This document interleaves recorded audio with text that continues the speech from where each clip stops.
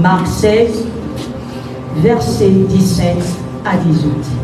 Et quelqu'un me prend Hébreux 6, verset 8. Marc 16, versets 17 à 18. Et quelqu'un d'autre me prendra Hébreux 6, verset 8. Puis la parole de Dieu dans Marc 16, versets 17 à 18, dans la version de vie. Et ceux qui croiront, voici comment ils montreront la gloire de Dieu. En mon nom, ils chasseront les esprits mauvais, ils parleront des langues nouvelles. Verset 18, ils pourront prendre des serpents dans leurs mains, et s'ils boivent du poison, cela ne leur fera aucun mal. Ils poseront les mains sur la tête des malades, et les malades seront guéris. Amen. Amen. Hébreux 6, verset 2.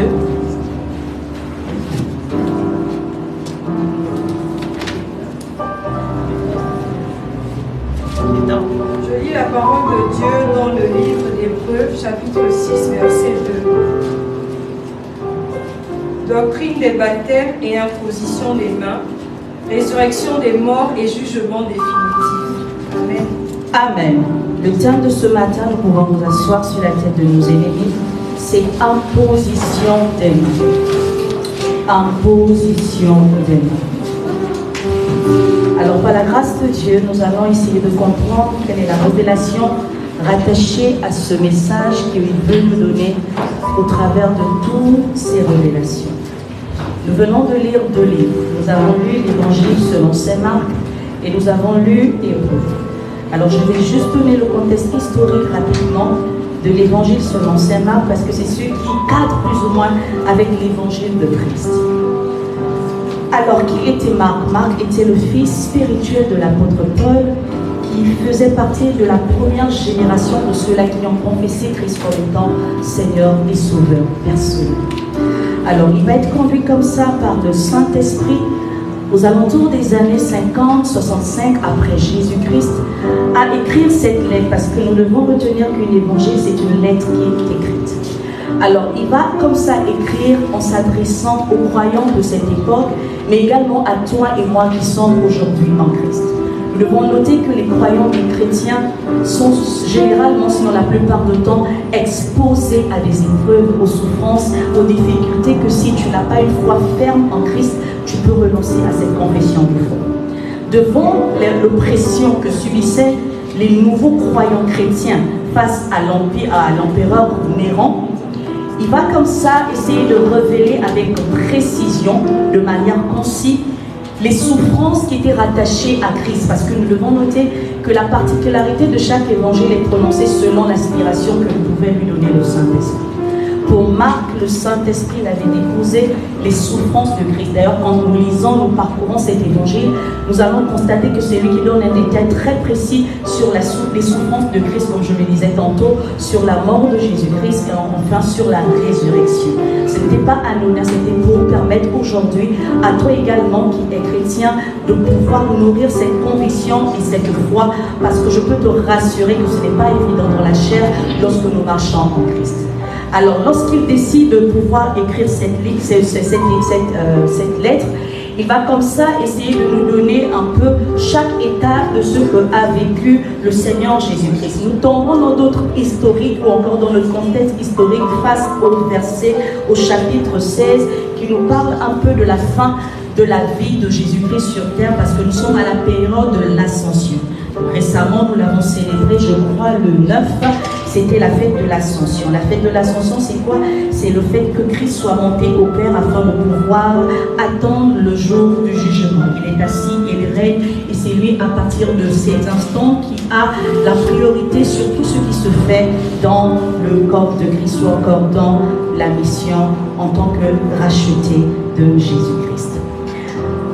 Par la grâce de Dieu, une certaine Marie de Magdala va être la première qui va rencontrer le Christ ressuscité d'entre les morts. Je suis dans la record même de notre chapitre.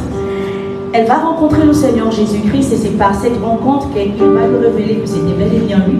Mais quand elle va se diriger vers les autres disciples, ils ne vont pas croire, ils vont dire elle raconte n'importe quoi. Ce n'était pas évident parce que devant tout ce que Christ avait vécu, aucune personne ne pouvait croire de par son intelligence humaine que là Christ pouvait revenir d'entre les morts.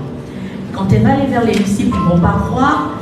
Et 2 autres disciples vont se déployer pour aller vers la tombe afin d'affirmer ce qu'elle avait dit. Mais malheureusement, eux aussi, quand ils vont remarquer que Jésus-Christ va leur apparaître, ils vont retourner vers les autres disciples qui vont dire non, écoutez, vous racontez n'importe quoi, ce gars est mort, ce Jésus, notre Père est mort, il ne peut pas revenir d'entre les morts. Lorsque le Seigneur Jésus-Christ arrive au niveau des disciples, donc les 11, il va comme ça attirer leur attention sur le fait de leur incrédulité. Parce que la vérité, c'est que c'était 2 fois que les personnes étaient venues vers eux et disant, témoignant que Christ est ressuscité d'entre les morts et qu'il était important pour eux de croire. Aujourd'hui, nous sommes également nous-mêmes exposés à cette manière de nous comporter.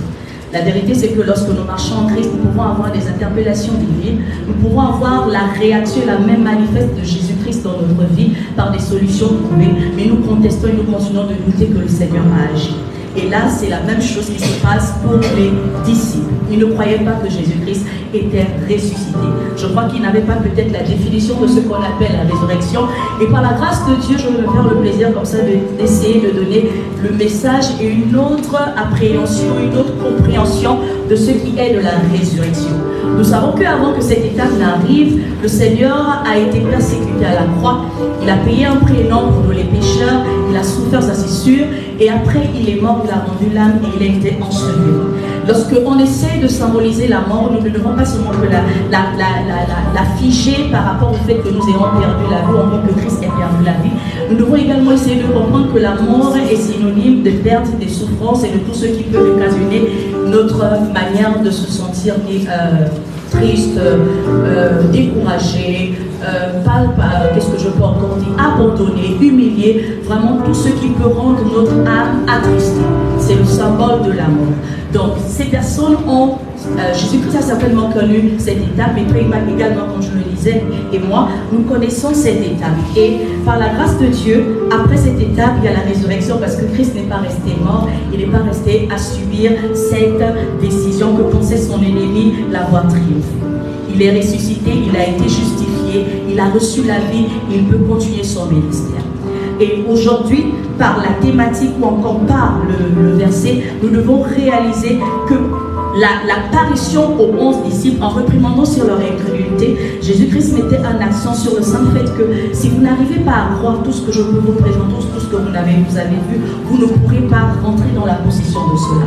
Lorsque nous sommes en Christ, lorsque nous disons que nous confessons Christ comme étant Seigneur et Sauveur personnel, nous devons être convaincus parce que la vérité c'est que tout dépend de notre foi.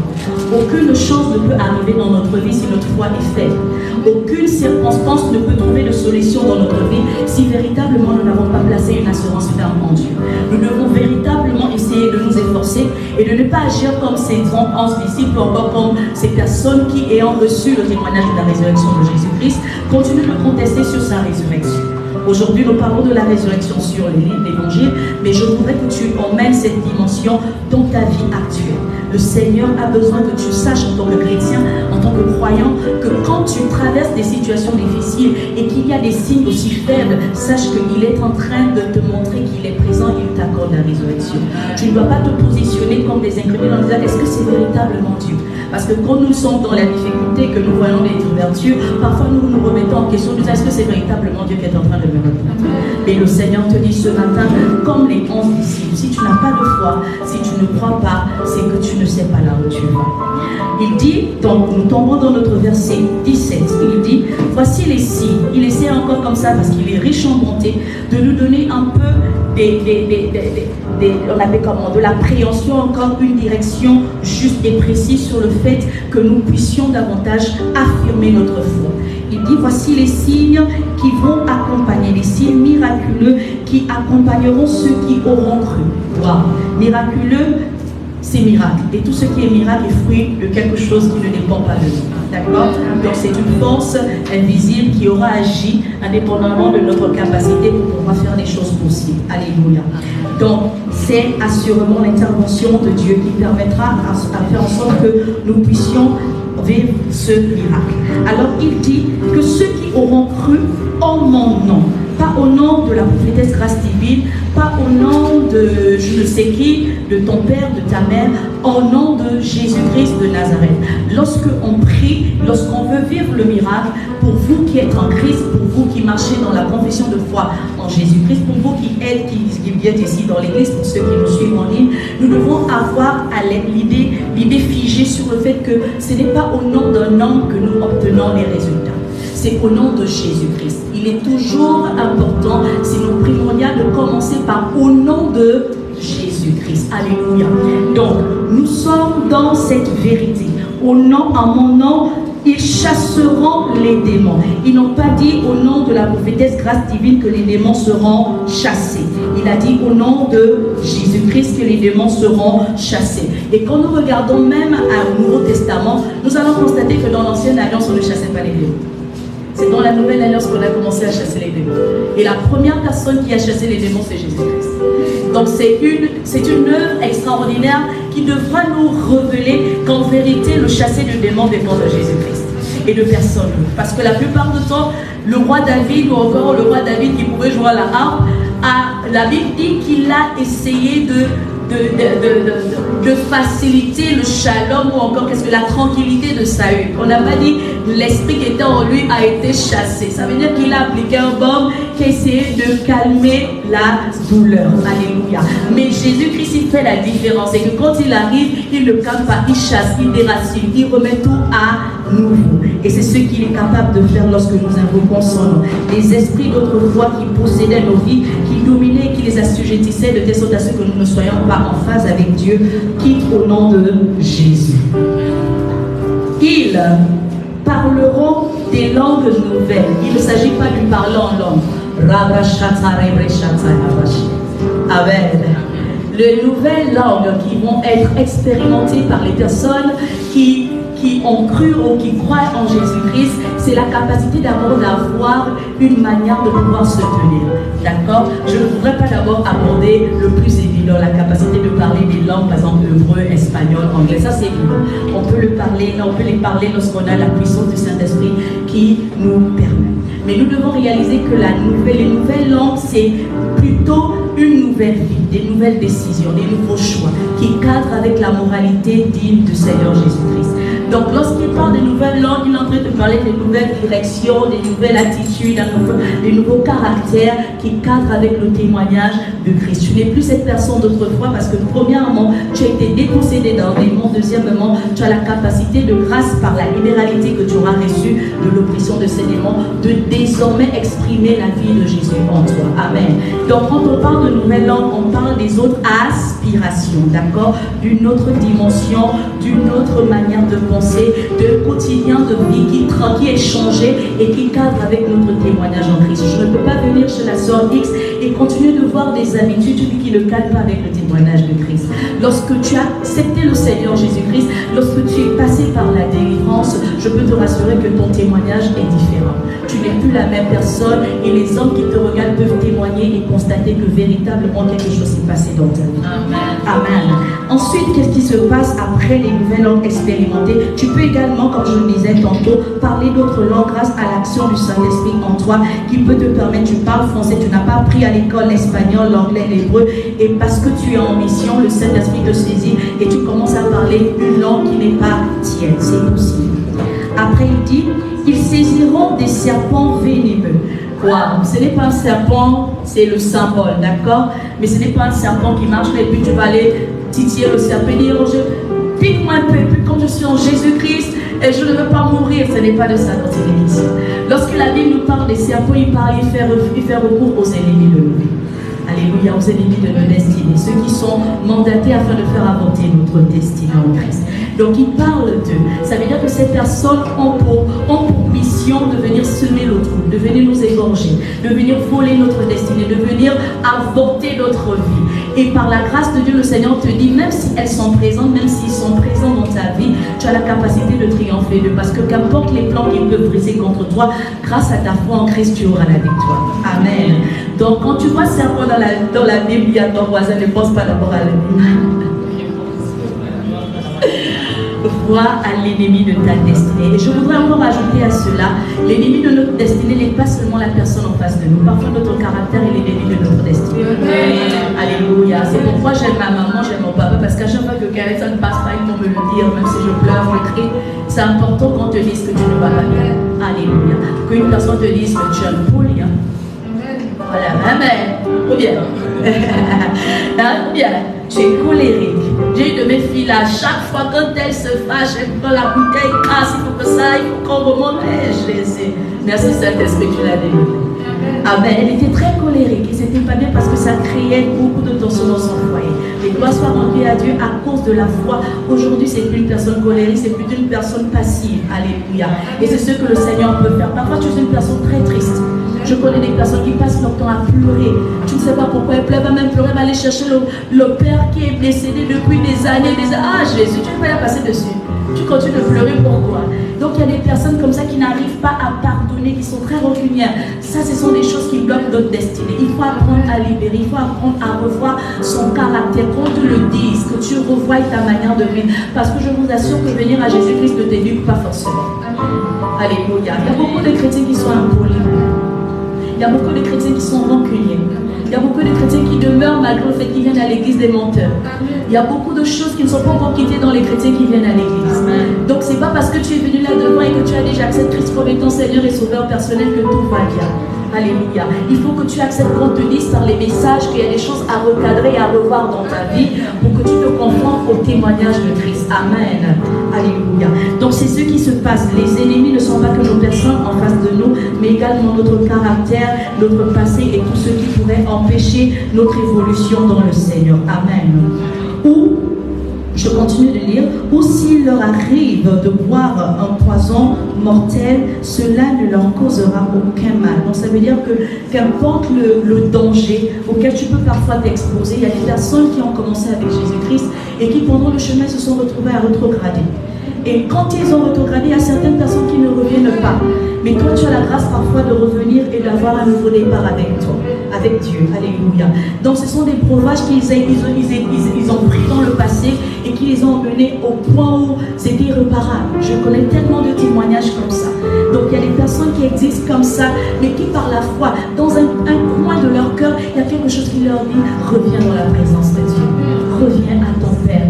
Renonce, repars de nouveau, parce que tout est possible. Et parce qu'ils ont écouté ce côté-là, cette petite voix-là, ils se sont retrouvés à avoir la victoire, parce que l'occasion qui avait été créée pour eux de pouvoir perdre leur vie a été plutôt une opportunité d'aller de l'avant avec Dieu. Amen. Donc le poison mortel ne doit pas seulement être vu pour nous comme quelque chose que nous avons bu. Parfois ça peut être aussi la révélation de quelque chose qui aurait été permis par Dieu, que nous tombons afin d'être mieux forts. Alléluia.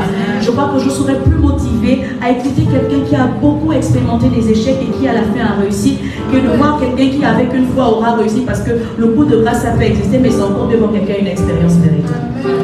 Amen. Donc le poison peut tester, même quand on nous vaccine là. On met le poison, n'est-ce pas? On met le virus même de la chose, n'est-ce pas? En nous pour voir comment notre système peut débattre, combattre avec ça, et puis on peut dire, ah, je me suis vacciné contre. Alléluia.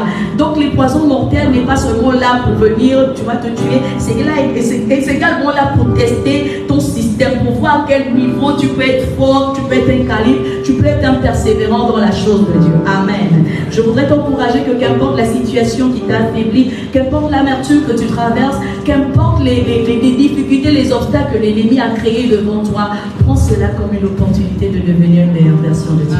Est-ce que je parle à quelqu'un ce matin? Alléluia. Je déclare qu'aucun poison ne te tuera. Et cela t'accomplira au nom de Jésus. Après, il arrive à notre thème. Ils imposeront les mains à des malades et ceux-ci seront guéris. On a dit au nom de Jésus qu'ils vont imposer les mains aux malades et ceux-ci seront guéris. Wow. J'ai beaucoup réfléchi sur cette thématique. J'ai dit, Seigneur, bon, quand tu me donnes la thématique, là, c'est quoi? Je dois commencer à imposer les mains aux gens. Il me dit, non, c'est vrai que c'est une pratique, c'est une observation que devons avoir en tant que chrétiens, mais c'est important de comprendre les raisons pour laquelle ça a été révélé par Dieu. Amen. Parce que l'imposition des mains n'apparaît pas que dans le Nouveau Testament. Ça a été une révélation depuis l'Ancien Testament. C'est le Seigneur qui a inspiré tout cela qu'il suscitait dans le secret pour administrer, pour imposer les mains. Les mains, quand on impose les mains, vous voyez tout de suite l'action de prendre nos deux mains et puis de mettre à quelqu'un, n'est-ce pas? Mais la vérité, c'est que l'imposition de mains a une connotation extraordinaire dans le monde surnaturel. Amen. La question que nous allons nous poser afin de comprendre le message de Dieu pour nous ce matin, c'est pourquoi les chrétiens considèrent l'imposition des mains comme une doctrine fondamentale de leur foi.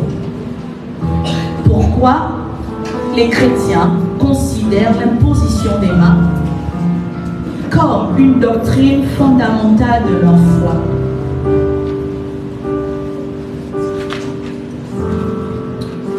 Je commence par définir ce que c'est l'imposition des mains dans le message divin.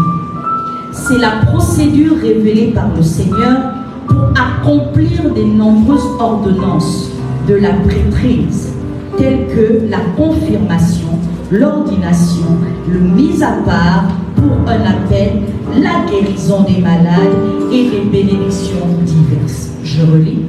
La définition d'imposer les mains, c'est la procédure révélée par le Seigneur pour accomplir les nombreuses ordonnances de la prêtrise, telles que la confirmation, l'ordination, le mise à part pour un appel, la guérison des malades et les bénédictions diverses. Amen. Aujourd'hui, nous nous focalisons sur l'imposition des mains comme si c'était une gangaïsme. Amen. Si on t'a pas encore imposé les mains, tu ne sens pas que tu as reçu pour toi. Si on ne t'a pas encore imposé les mains, tu ne sens pas que tu as le feu. Si on ne t'impose pas les mains, encore d'autres personnes aussi voient l'imposition des mains comme étant quelque chose qui les dépossède, n'est-ce pas? Parce que c'est vrai, quand on t'impose les mains, ce n'est pas seulement pour recevoir, c'est parfois aussi pour enlever. Amen. Donc le premier point que tu vas prendre avant que je ne m'étende, c'est elle est directement reliée au ministère de la guérison. On répond à pourquoi le chrétien considère. Donc, c'est l'imposition dont il est question et est directement reliée au ministère de la guérison, comme nous l'avons lu tout à l'heure. Alléluia. Le Seigneur se sert des mains pour pouvoir transmettre la guérison aux malades. Mais je voudrais te dire que ce n'est pas le seul moyen par lequel il passe pour pouvoir guérir les malades. Parce que lui-même également a pu guérir les malades sans imposition des mains. Et c'est un raccourci, en je dirais, c'est un plus, un bonus qu'il accorde aux chrétiens qui ont cru de pouvoir imposer les mains aux malades pour qu'ils aient la guérison. Cette pratique a été beaucoup observée par les apôtres. Quand nous lisons les livres des Actes des Apôtres, ils ont beaucoup imposé les mains aux malades afin de pouvoir retrouver la guérison. Donc l'imposition des mains, c'est une pratique qui permet de rentrer en possession de sa guérison. Ce que j'ai envie de te dire, c'est que si tu crois, n'attends pas que la prophétesse grâce divine t'impose les mains. Prends tes deux mains et impose-toi les mains pour recevoir la guérison. Amen. Amen. Amen. Tu n'es pas obligé de dépendre de quelqu'un d'autre pour recevoir la guérison. Si tu as cru, ça veut dire que tout dépend de toi. Même si la prophétesse vient, grâce divine vient avec toute son onction, elle impose les mains. Si tu ne crois pas, rien ne se passe. Parce qu'au début, il a commencé par il faut qu'ils aient cru. Donc l'imposition des mains, c'est juste, c'est pas un fétiche. D'accord? C'est juste un symbole. Et la puissance du symbole dépend de ton degré de foi. Donc dans ta chambre, si tu te sens malade, impose-toi les mains et prie pour toi. Et la maladie n'est pas que scientifique. Alléluia. La maladie également est spirituelle. Alléluia. Si tu as des faiblesses, alléluia, des faiblesses, je peux citer quoi? Tu es un mythomane. Déclare sur toi que je ne veux plus mentir. Si tu es une fine bouche, déclare sur toi et dis je ne veux plus exposer mes projets. Parce que la Bible te demande d'être réservé dans tes projets pour ne pas que l'ennemi l'ennemi vienne tuer ça déjà à la base. Donc tu dois attendre que ton projet ait des fermes fondations avant de pouvoir l'exposer au public. Il y a beaucoup de personnes qui ne parviennent pas à réaliser leur projet parce que leur bouche parle tellement plus que le projet réalisé. Commence d'abord à le monter dans le secret avec Dieu. Permets à Dieu de bonifier, de raffiner, de te rassurer avant de faire découvrir ce que Dieu est en train de planifier pour toi. Tu as tellement annoncé, oh, je suis déjà enceinte de 2 mois. Voilà moi qui étais stérile. Hey, dis à ton voisin, on ne fait pas ça. Alléluia. Je me souviens lorsque j'ai eu mon fils, le Seigneur, je raconte une anecdote, le Seigneur m'avait demandé de ne pas dire que j'étais enceinte. Parce que sa venue était remplie de beaucoup de témoignages. Et je l'avais dit à son papa qu'on ne devait pas exposer la venue de l'enfant parce que le Seigneur me l'avait dit. Gloire soit rendue à Dieu qu'il ait quand même obéi et respecté cette instruction. Mais la seule personne qui devait savoir que j'étais enceinte, c'était moi. Et pourquoi? Parce que c'était elle qui m'avait vraiment accompagnée dans ces moments de prière pour qu'il arrive dans mon sein.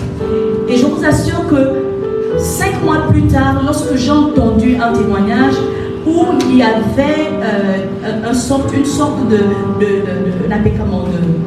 d'observateur dans le monde surnaturel qui venait regarder mon ventre afin de se rassurer qu'il y a un être dedans, il n'y a pas, parce que leur but c'était de pouvoir retirer la présence des êtres qui devaient rentrer dans mon sein parce que j'avais déjà perdu avant lui une grossesse.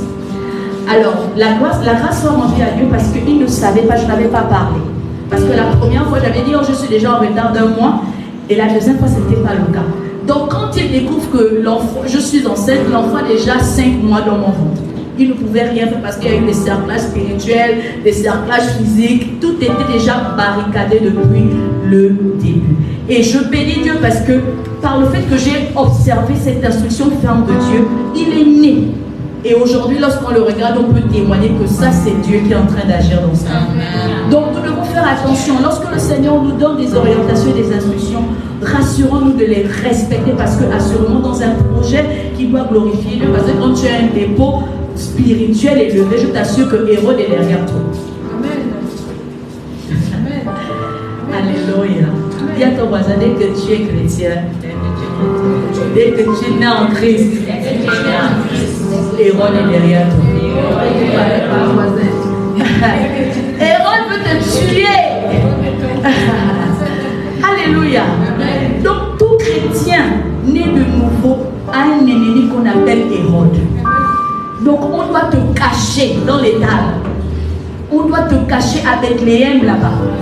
Et seules les personnes qui ont été révélées comme les rois mages doivent savoir là où tu es.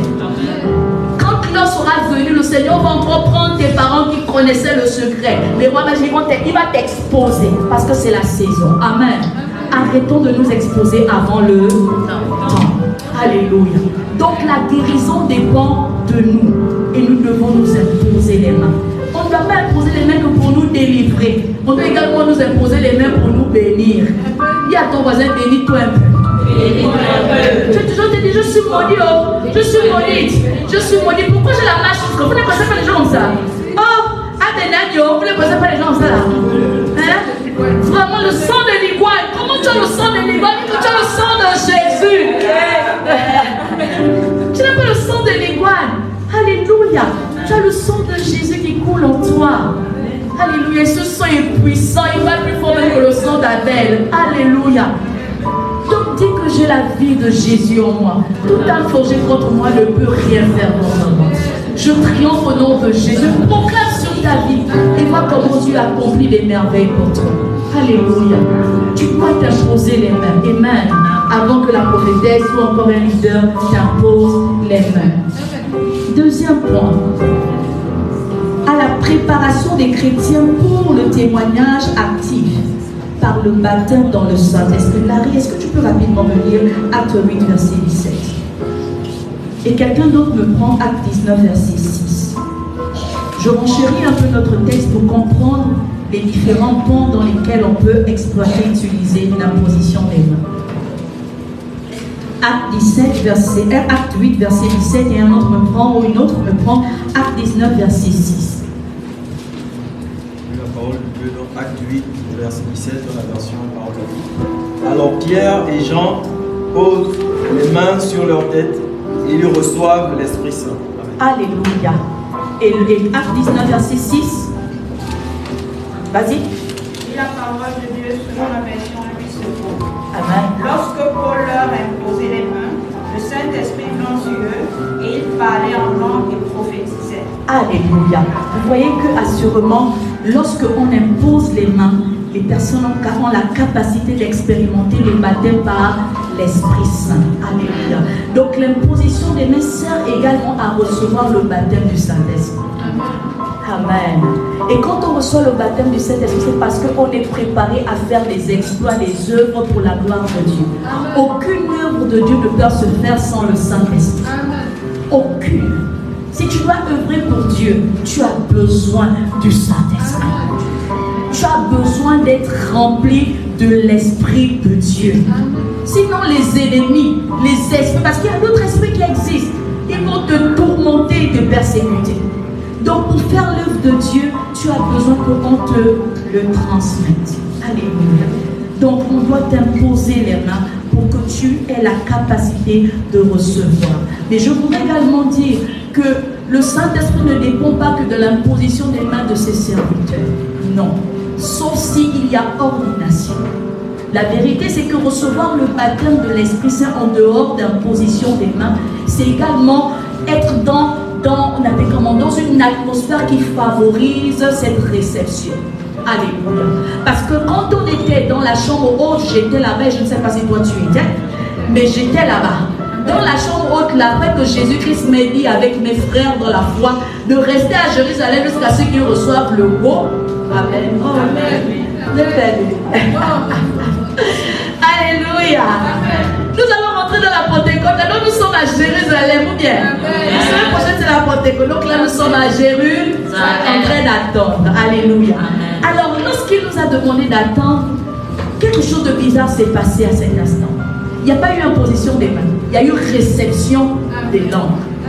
Alléluia. La langue, il y avait des gouttelettes, moi j'ai dit des gouttelettes qui tombaient sur chaque personne, telles des langues de feu. Donc c'était des flammes de feu qui tombaient sur des personnes. Ce n'étaient pas les mains qui étaient imposées sur ces personnes. Donc chaque personne était exposée à l'atmosphère et grâce à son exposition a pu recevoir le toucher de Dieu. Donc tu peux recevoir l'imposition de Dieu de manière invisible.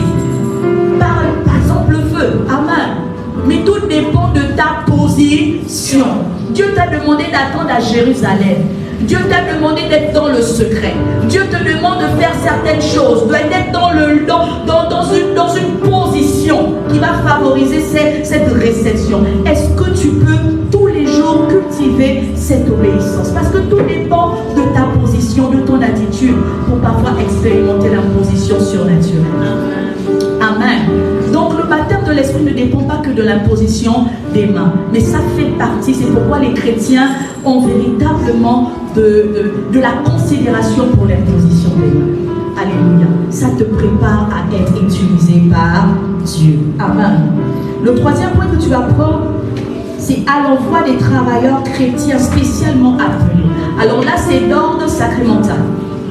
Aucune personne ne peut ordonner des gens pour aller servir Dieu s'il n'est lui-même déjà ordonné. Amen. Amen. Amen. Je ne peux pas, moi, être membre de l'église et puis chercher à imposer les mains à mon frère, je ne sais pas, Carl, et dire va devenir pasteur. C'est pas possible. Il n'y a qu'une personne qui a déjà été consacrée, appelée, qui peut transmettre la vocation d'appeler à une autre personne. Alléluia. On va rapidement lire Acte 13, versets 2 à 3, pour comprendre ce que j'essaie de dire. Et j'ai bien aimé aussi si quelqu'un peut me prendre nombre. Nombre. D'accord, de Dieu, Acte 13, verset 2. Un jour, ils sont réunis pour prier le Seigneur et ils jeûnent.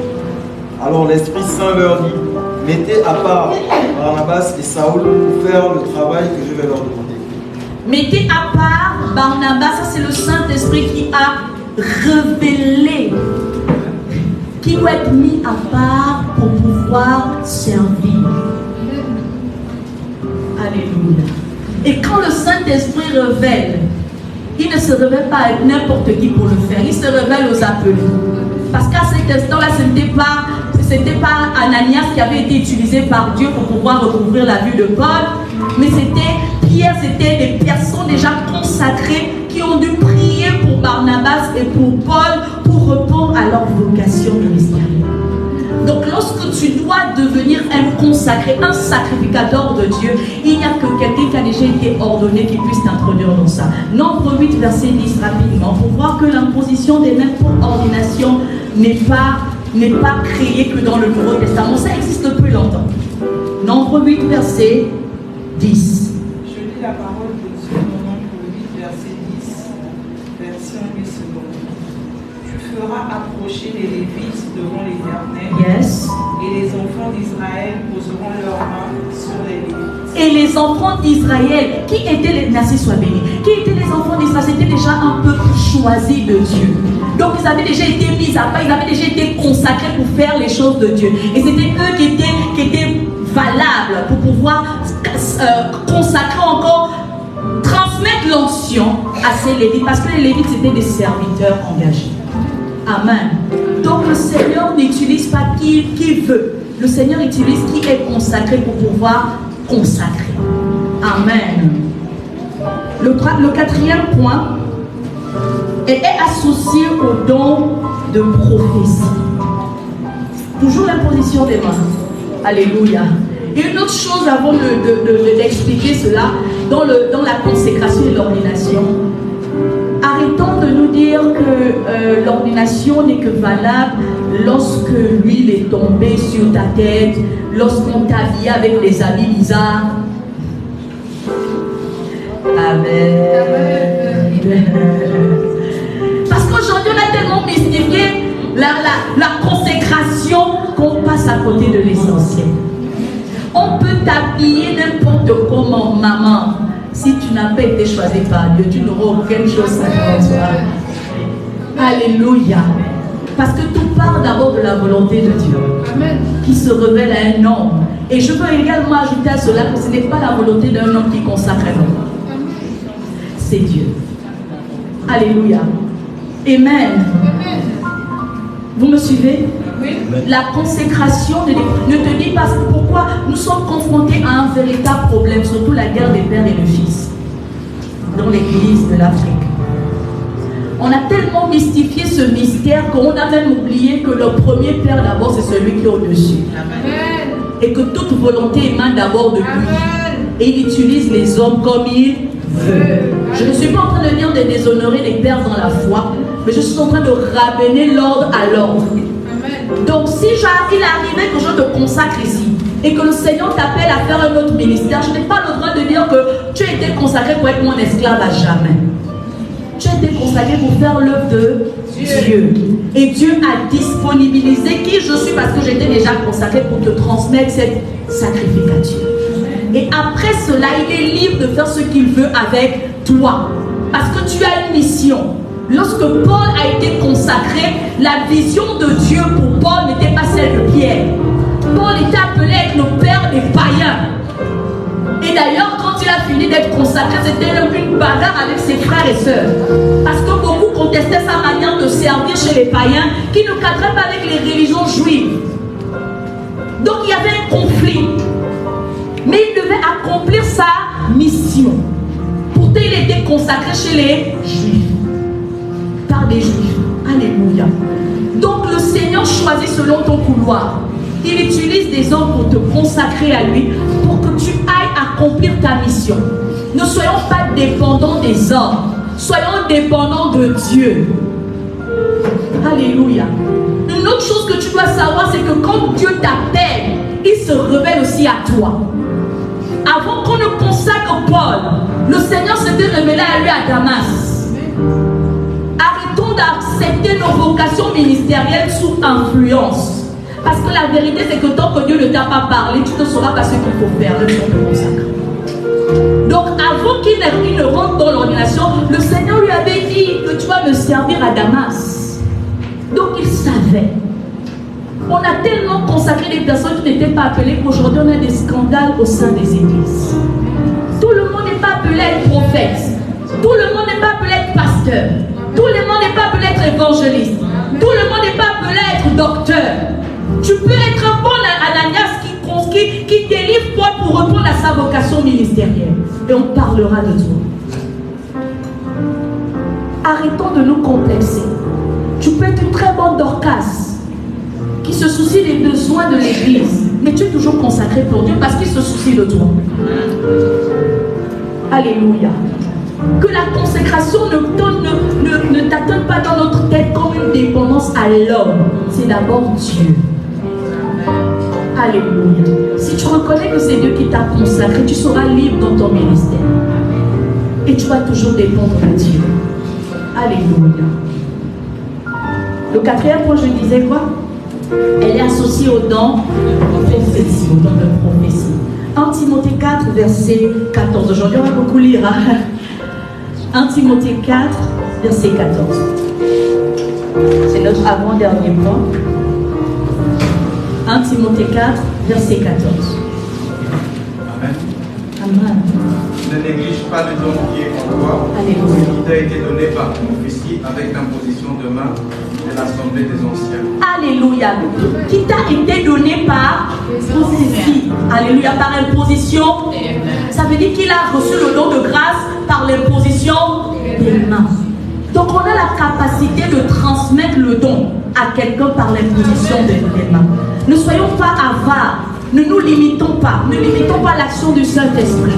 Dès que tu crois, tu as la capacité d'être utile à Dieu. Alléluia. Ne garde pas le don que Dieu t'a donné que pour toi. Alléluia. Apprends à transmettre. Parce que quand tu transmets, tu es en train de gagner, de conquérir. Parce qu'il a dit à l'initial, allez-y dans le monde. Alléluia. Ça veut dire allez-y à leur rencontre. Pour faire quoi? Pour les gagner. Et on ne peut pas gagner si on n'est pas plusieurs. Alléluia. Quand il y a un plus grand nombre, il y a un plus grand résultat. Donc nous devons véritablement nous sentir concernés. Ne soyons pas égoïstes. Alléluia. Transmettons. Quand tu donnes, tu reçois. Alléluia. Je ne suis pas sûre que lorsqu'ils ont transmis cette grâce, ce don à Timothée, ça s'est limité par là. L'église a grandi, nous sommes dedans. Amen. Donc ne limitons pas, n'ayons pas l'esprit de pauvreté. Ça existe aussi dans le contexte de l'église. Alléluia. Il y a des églises qui ne sont pas prospères parce qu'elles veulent tout centraliser que sur elles-mêmes. Si tu n'es pas une richesse, une bénédiction pour les autres, en fait tu es pauvre. Ton église est pauvre. Tu dois apprendre à partager ton don. Alléluia. Amen. Et c'est possible. Amen. Par l'imposition des mains. Ce n'est pas la magie. Moi j'aime même la facilité de Dieu. Parce qu'aujourd'hui on a tellement créé un mystique autour du fait qu'on peut recevoir de Dieu qu'on se complexe. On se dit que hey, si je n'ai pas encore pris l'eau bénite, j'ai bu là pendant 12 jours. Maman, ça ne se passe pas. Il y a ton voisin qui n'y a pas de l'eau bénite. Amen. Vous connaissez les personnes comme ça, non? Je vais aller acheter l'onction du serviteur XXX. Que si j'impose les mains, rien ne peut se passer si je n'ai pas l'onction, l'huile d'onction en question. Ce n'est pas mauvais, mais c'est même encore dangereux. Parce que rien de tous ces éléments ne doit se faire au nom d'un homme, mais au nom de Jésus. Pourquoi personnaliser une huile d'onction en ton nom alors que Jésus-Christ a dit mettez en mon nom? Ce n'est pas vraiment quand vous êtes dans les quand vous êtes dans ça, la sortez. La Bible est claire. Il y a ton voisin, la Bible est tellement claire. Amen.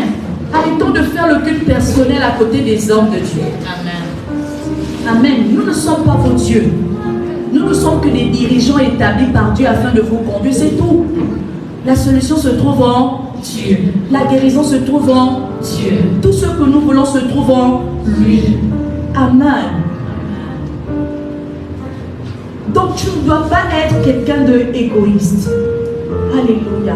Je voudrais voir mon fils Larry se tenir là et prêcher comme je prêche. C'est pourquoi j'insiste. Je voudrais voir ma fille Aurélia et toutes ces personnes qui sont là. Je voudrais vous voir prêcher, aimer la parole. Et je dois vous motiver. Parce que demain, après-demain, quand le Seigneur viendra vous rencontrer, il ne dira pas que c'est l'exploit, non, d'une personne. personne, il dira que c'est l'action de son esprit. Il s'est juste servi d'un canal et des canaux de bénédiction. Alléluia. On doit être capable de donner aux autres. Amen. Ne soyons pas avares. Amen. Le 5e point, elle fortifie la vie de l'Église. Elle fortifie également la vie de l'Église locale dans 2 façons. Ou encore de 2 façons. C'est même le dernier. Je disais que le 4e c'était l'avant-dernier, n'est-ce pas? Donc l'imposition des mains fortifie la vie de l'église locale. L'église locale c'est quoi? C'est ici. D'accord? C'est le bâtiment. Toutes les églises. Et dans l'église nous avons besoin d'utiliser cette pratique-là pour voir certaines choses. Amen. Mais comment nous utilisons ça dans les 2 dimensions? Spirituellement, nous l'utilisons afin de pouvoir communiquer le don, les dons spirituels. Alléluia, comme nous l'avons vu dans 1 Timothée 4, verset 14. Il n'y a pas que le don de grâce, il y a le don de prophétie. Alléluia. Il y a le don de miséricorde. Il y a l'art du service. Alléluia. Il y a le don de la connaissance. Tout ça, ce sont les dons de l'esprit. Il n'y a pas que 9. Il y a plusieurs dons. Alléluia. Il y a le don de libéralité. Si tu n'arrives pas à être de façon facile au donner, tu peux voir un frère qui a la capacité, tu dis pardon, impose-moi les mains, tu seras peut-être pas la sorcellerie. Alléluia. Mais lui va être disposé de cœur pour pouvoir te transmettre ses capacités de donner facilement. Parce qu'il y a des personnes qui ne donnent pas. Vous les connaissez, non? On les appelle peignafro. Ça existe aussi dans l'église. Qui n'arrivent pas à donner le temps à Dieu. Ils sont peignafro avec leur propre temps. Ils n'arrivent à rien faire. Hein? Quand ils vont dans la présence de Dieu, c'est 5 minutes ou washa washa. Seigneur Jésus, je te bénis. Merci pour le jour d'aujourd'hui. Je te confie la journée de demain. Amen, amen. S'il te plaît, pense à ma famille. Donne-moi à manger. Je te prie de me priver, de ne pas m'exposer aux accidents de circulation. Seigneur, veille sur les enfants. Amen, amen. Tu as vite fait. Parce que tu as seulement donné 5 minutes à Dieu. 5, pas plus. Mais tu dois être quelqu'un qui donne assez de temps à Dieu. Alléluia. Il n'y a pas que l'argent qu'on peut donner à Dieu. Qui est d'accord avec moi? Il y a également le temps que tu peux donner à Dieu. Alléluia. Il y a ta vie que tu peux donner à Dieu. Quel est le compartiment de ta vie que tu n'as pas encore donné à Dieu? Ce sont des questions que nous devons nous poser. Alléluia. Mais que nous ne nous posons plus parce que nous sommes tellement concentrés sur les circonstances de la vie. J'ai pas d'enfant, j'ai pas de mariage, j'ai pas de travail, je ne voyage pas, j'ai pas d'argent. Ce sont des réalités qui ne quitteront jamais la vie éphémère. Mais la réalité, c'est que nous devons véritablement tous rencontrer le Père. Et nous devons nous accomplir spirituellement. Donc ce qui est important pour toi et moi, c'est de toujours cultiver, de chercher à comprendre et à arranger ce qui dans le secret, dans le monde surnaturel, ne cadre pas avec la volonté de Dieu. Alléluia. Seigneur, est-ce que je t'accorde assez de temps? Seigneur, est-ce que dans ma vie professionnelle, tu as la première place? Seigneur, est-ce que dans ma vie de famille, tu as la première place? Seigneur, est-ce que dans mon foyer, tu as la première place? Seigneur, est-ce que dans mes enfants, tu as la première place? Alléluia. Seigneur, est-ce que dans mes finances, tu as la première place? Quand tu as posé la question à ce Dieu, tu lui poses encore la question, tu lui demandes désormais, s'il te plaît, est-ce que tu peux m'aider à t'accorder du temps? Est-ce que tu peux m'aider à te laisser prôner chaque domaine de ma vie où tu as répondu non? Alléluia. Qui pense que c'est moi la prière? Est-ce que tu peux baisser ta tête alors que le Saint-Esprit me conduit? Regarde à ta vie. Regarde à ta vie. Et demande à Dieu d'imposer ses mains. Dans ce domaine de ta vie, il n'a pas encore la première place.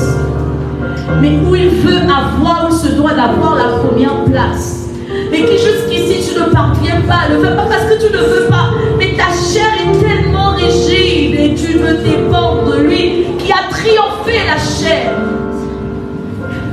Seigneur, apprends-moi à mieux t'aimer. Seigneur, apprends-moi à mieux considérer notre intimité. Seigneur, apprends-moi à mieux accomplir la mission, la vision que tu m'as donnée.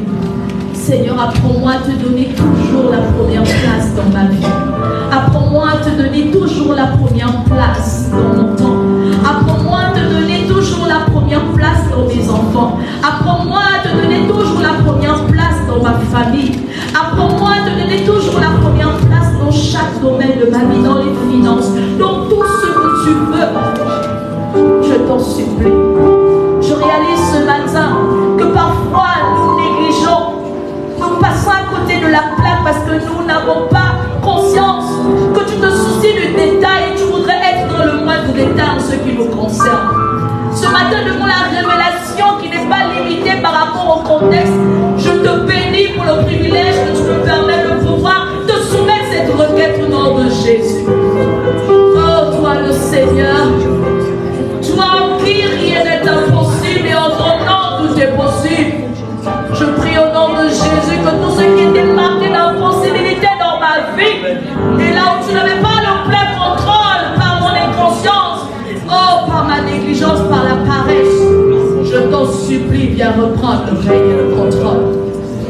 Manifeste-toi, Père Adonai. Manifeste-toi. Je prie que tu délivres chacun de nous de cette lassitude en toi, où nous ne considérons plus notre devenir en tant que chrétien dans notre marche spirituelle, mais où chaque jour nous nous conformons à la vanité, à ce monde déjà tellement perverti. Je prie que l'action de ton esprit dans cette atmosphère puisse délivrer chacune de nos âmes à cette oppression dans le Jésus. Nous avons besoin de toi. Aujourd'hui, nous avons une autre forme de l'empereur Néron. Mon Dieu, m'envoie que tu agisses et que tu imposes tes mains afin que nous soyons véritablement délivrés. Merci pour l'action de ton esprit. Merci, Saint-Esprit. Au nom de Jésus. Amen. Spirituellement, par la communication des dons spirituels. Ça, c'est le premier point de la façon dont l'imposition des mains aide dans l'église locale. Deuxième point, cela permet de désigner les diacres et les anciens. Alléluia. Lorsqu'on impose les mains, nous montrons par cet acte que nous sommes en train de mettre à part, de confirmer, d'envoyer ceux-là qui doivent servir dans l'église. Alléluia. On ne dit pas juste en fait, j'ai envie de savoir, c'est quoi diacre? Un diacre, c'est un ouvrier dans l'église. Alléluia. C'est celui, autrefois dans l'église primitive, c'est ceux-là qui collectaient des fonds pour souvenir aux besoins des pauvres de l'église. C'est pourquoi aujourd'hui, nous continuons de croire et nous essayons d'adapter dans les églises le contexte social. C'était parce que dans l'église, avant, lorsque les plus riches avaient des provisions, avaient des choses qui pouvaient aider, quand ils venaient payer leurs offrandes et leurs dîmes, ça permettait de subvenir aux besoins de ceux-là qui étaient plus faibles. Donc les diacres aidaient, ils travaillaient de plus près avec les anciens afin de pouvoir subvenir à leurs besoins. Ils étaient vraiment d'ordre social. Alléluia. Aujourd'hui, on a peut-être mis dans les départements, de manière moderne, le département social, mais la vérité, c'est que tous les diacres sont d'abord prosternés devant les faiblesses des membres de l'Église. Leur devoir, c'est de regarder pourquoi telle sœur a ceci, pourquoi telle frère a cela, et puis subvenir à leurs besoins en ayant rassemblé les moyens de tout le monde. Amen. Il y a plusieurs manières de pouvoir le faire. Aujourd'hui, nous pouvons pousser le service un peu plus loin. Il n'y a pas que des manquements financiers, il y a également des manquements spirituels. Alléluia. La discipline, la rigueur, on appelle comment la constante même dans l'église, c'est un problème. Donc ils se soucient de ça. Ah, telle sœur n'est pas venue ce dimanche. Pourquoi? Et puis ils constatent qu'elle a encore du mal. Ils essaient d'aller au fond de son mal afin de pouvoir le traiter. Alléluia. Peut-être peut-être elle a des difficultés au sein de sa famille, peut-être elle a véritablement une faiblesse qui existe et qu'elle a besoin, pas des finances, mais de la prière. Alléluia. Donc les diacres servaient de relais pour les leaders. Parce que j'avoue, là, nous sommes encore peut-être modestes, mais quand ce sera plus grand, ce sera difficile de connaître le nom de tout le monde. Alléluia. Donc ils servent de relais. Alléluia. Ils vont, ils regardent, telle sera ceci, est-ce qu'on peut prier? Ils emmènent ça au clergé, chez les clergés, puis on prie, on voit comment résoudre son problème. Amen. Quand les diacres étaient efficaces, l'église était efficace. Alléluia. Les membres se plaignaient moins. C'est eux qui avaient la capacité de regarder s'il y avait un conflit entre un frère et une soeur dans l'église. C'est eux qui avaient la capacité de voir tellement de choses et de dire, je crois qu'il y a tel problème qu'il faut résoudre avant que ce soit trop tard. Amen. Donc c'est eux qu'on était, on avait mandaté pour pouvoir le faire au sein de l'église. Donc on a besoin des diacres ici à l'église. Amen. Et nous aurons des diacres au nom de Jésus. Amen. Il y a également les anciens qui étaient désignés ainsi par l'imposition des mains. Alléluia. Les anciens, c'est qui? Ce sont les évêques. J'ai rigolé moi avec un docteur de la parole qui est très connu par la grâce de Dieu. Et puis je lui ai posé la question. Je lui ai dit, vous les archibishops, il a éclaté de rire. Et puis il dit, est-ce que tu sais que ancien c'est évêque? Je lui ai dit, my God. Moi il dit, ça n'a rien à voir avec un titre plus. J'ai envie de dire que le pasteur est plus important même que le titre d'évêque. Parce que quand tu quittes le pasteur pour être évêque, c'est comme si tu te réduisais. Parce que la vérité, c'est que les diacres et les évêques étaient choisis par les fidèles de l'Église. Mais par contre, la consécration des pasteurs, des prophètes et des docteurs était voulue par Dieu. Donc, quand tu dis que tu es évêque, en fait, je ris. Parce que tu es devenu encore ancien. Moi, quand tu es devenu apôtre, père, on est d'accord. Alléluia. Ce sont des titres inutiles. Amen. Et c'est encore bien sûr si tu l'abordes maintenant dans le fait que, parce qu'ils étaient quand même des personnes qui géraient la communauté, alléluia. Donc l'administration matérielle au sein de l'église, alléluia. Ils les géraient, vraiment ils étaient concernés par rapport à tous ceux qui ne cadraient pas, ils étaient dans la discipline. Maintenant si on les prend, il y a les vieillards, ça c'est autre chose, c'est plus élégant. D'accord? Et si on doit les prendre vraiment après les apôtres là-bas, c'est compliqué. Amen. Pour dire quoi, ne cherchons pas les titres inutiles. Soyons dans le concret. Alléluia. Devenons et soyons ce que Dieu veut que nous soyons. Alléluia. Parce que les titres, avant de chercher les titres, parfois on se perd. Et même, alléluia. Donc, c'était par imposition des mains qu'on désignait les anciens et les diacres de l'église. Donc, le jour qu'on aura les anciens et les diacres dans l'église, je vais regarder les fidèles qui sont avec lui. Puis je vais dire que quand tu regardes dans l'église, tu sens que qui peut être diacre. Ah, c'est ça que la Bible a dit, non. On va lire Acte 6, verset 6, rapide. Et c'est la fin. C'est ce que la Bible dit, hein.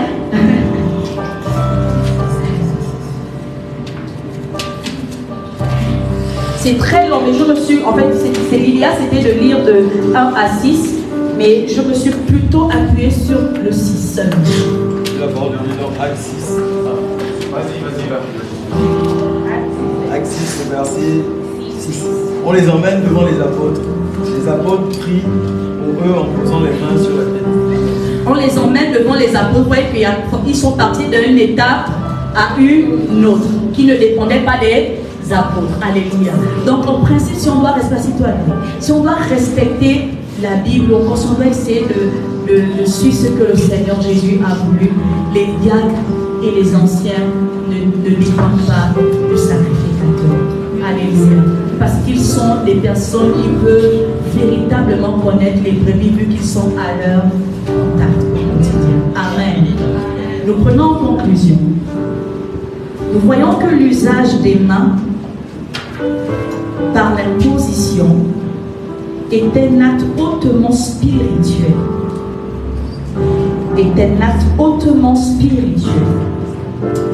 Et important pour le chrétien.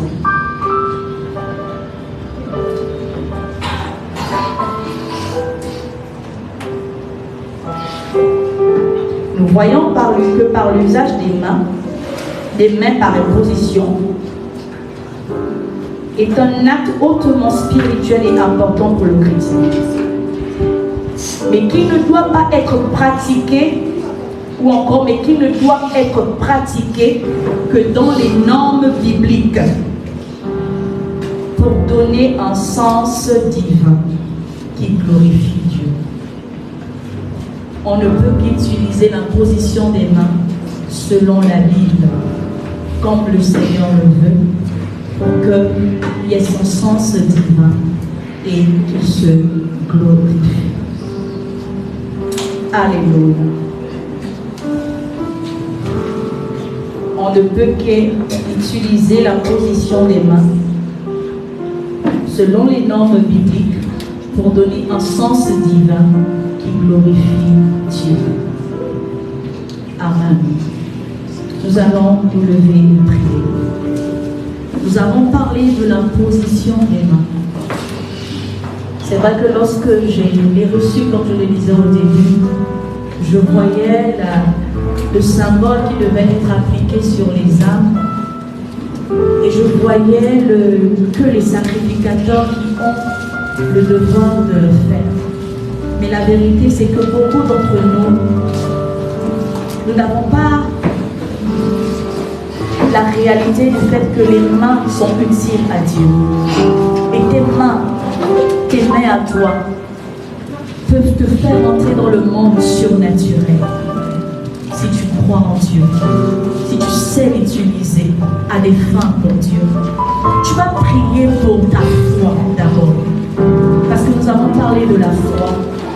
Tu as la foi pour les choses les plus minimes, mais tu as un problème de foi pour les choses les plus concrètes qui t'accomplissent dans le Seigneur, qui t'aident à te surpasser, qui t'aident à rentrer dans la dimension des miracles. Beaucoup de chrétiens ne vivent plus le miracle parce que beaucoup de chrétiens n'ont plus la foi. Mais ce matin, le Seigneur me dit, Nabi, tu dois insister qu'il demande que je fasse croître en eux la foi. Tu connais ta vérité devant ton niveau en Christ. Je n'ai pas besoin de commencer à être un mystère en prophétisant sur ta vie. Alors que je suis en train de parler, regarde-toi sur un miroir spirituel et sois vrai. Quelle est l'anomalie que tu trouves sur toi? Qu'est-ce qui ne cadre pas et qui t'empêche d'exceller dans le Seigneur? Ce matin, est-ce que tu peux ouvrir ta bouche et dire, Seigneur, je sais que je n'ai pas la foi sur telle chose. Je sais que je manque de foi devant cette souffrance. Que j'ai même développé une sorte d'incrédulité. Parce que je me suis familiarisée à ton onction et je n'ai pas cru malgré les signes que tu m'as envoyés. Mais ce matin, devant ce message, je viens exposer mon être entier. Afin que toi, le scanner par excellence, tu viennes arranger toutes les anomalies qui existent. Parce que je voudrais avoir une foi parfaite en toi. Je voudrais exceller en toi. Je ne voudrais plus avoir une foi en Christ qui dépend des circonstances, des situations favorables qui m'arrangent. Non, mon Dieu, mon Père. Mais ce matin, je réalise que Jésus-Christ, avant que tu l'aies enlevé, soit revenu en me disant dans ce message, en introduction, que je me dois de croire. Et quand j'aurai cru, c'est ainsi que ces signes m'accompagneront. Mais jusqu'ici, je ne pas à pouvoir entrer en possession de cette vie. Parce que ma foi est affaiblie. Parce que ma foi est familière à ton action. Je t'en supplie. Ce matin, rectifie le tir.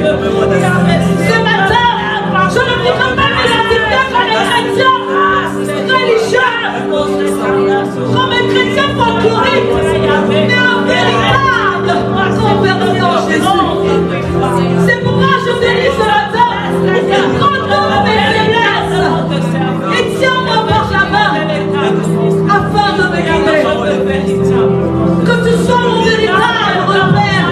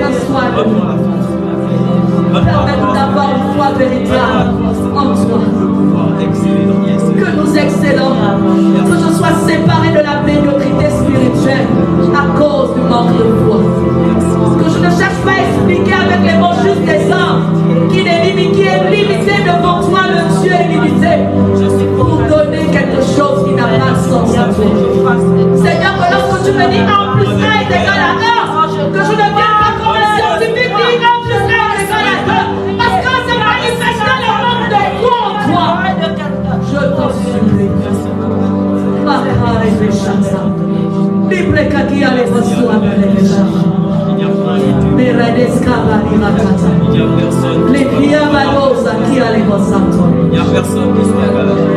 Les Paki à les Bossa. Sans le don de foi, il est impossible d'être agréable à toi. Sans que nous ayons la foi, il est impossible d'accéder, oh mon Dieu, mon roi, au mystère de ton royaume. Soigne-nous ce matin. Le monde nous a tellement pervertis. Ah, ma chère, les bien, les rosas. L'impeccable pour tous les vachamas. Les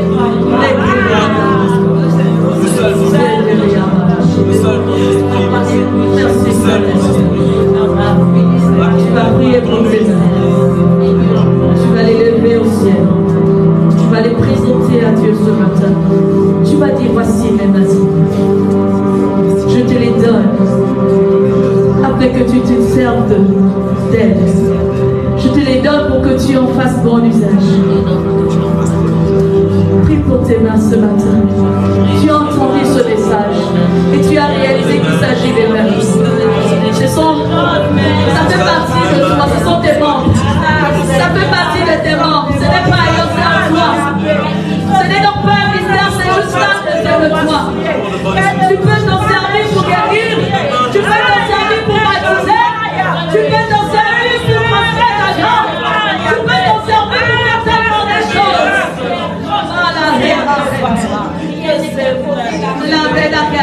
Au lieu de les emmener autre part, que cela serve pour Dieu. Prie, demande à Dieu de consacrer tes mains. Il n'a pas dit que c'était que les disciples et les serviteurs qui vont imposer les mains aux malades. Il a dit c'est ceux qui auront cru qui vont imposer le nom de Jésus. Les mains aux malades, ils seront guéris. Alors il s'agit de toi. Il s'agit de toi. Il s'agit de toi. Il s'agit de toi. Il s'agit de toi. Seigneur, voici nos mains. Seigneur, voici nos mains. Sers-toi d'elle, je t'en supplie. Qu'elle te soit utile. Je t'en supplie. Permets-nous d'être utiles à toi, Père Hachama. Fais-en bon usage pour ta seule et gloire. Merci de les consacrer, de les rendre de toi. Après que tu aies soigné ma foi. Je te bénis, toi le Saint d'Israël.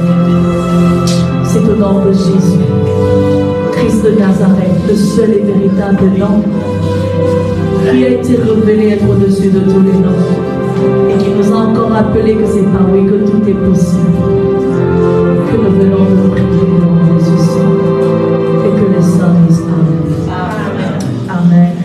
Est-ce que nous pouvons acclamer